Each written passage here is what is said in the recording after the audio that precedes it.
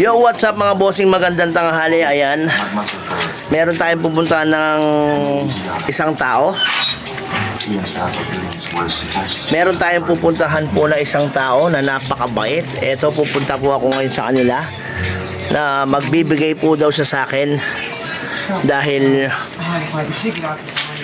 ayan, nalaman niya nga na mamimigay tayo sa mga nangangailangan ng tulong, gaya ng poor of the poorest talaga, no?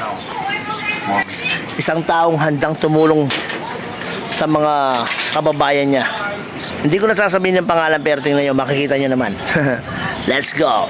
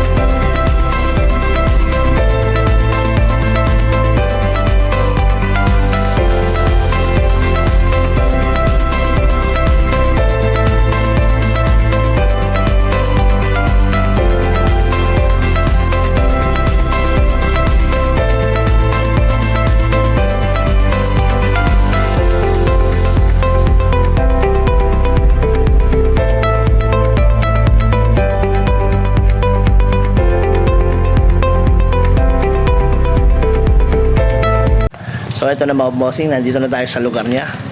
Siyempre, papasok po tayo dito sa looban. Dito po yung bahay niya, tara.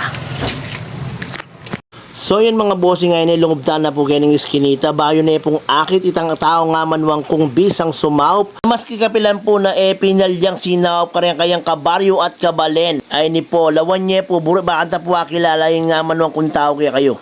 Ay ni po, katok na ako po. Tao po. Tao po, boss. Boss, tao po. Tao po. Ayun, dami bukla niya po. So, yung binungad po ka na ako, yap ng anak ng pangane, yung gwapong-gwapo ng anak, Arden Chamian. Yan. So, ay tara po, paalo banda katam, lungog damo po. Ay tapoy, Boss Ronald. Nino po ngayon makakilala kanyan, kang Boss Ronald Chamian, na mapanyawp yan talaga. Alang ko pa sa pamanyaw, parang kabalin na at kabaryo na. Ayan, Boss Ronald Chamian. Ayan. So, ito po sabi-sabi tayong palakpakan ni Boss Ronald Chamian. Dakal po salamat, Boss Ronald Chamian. God bless.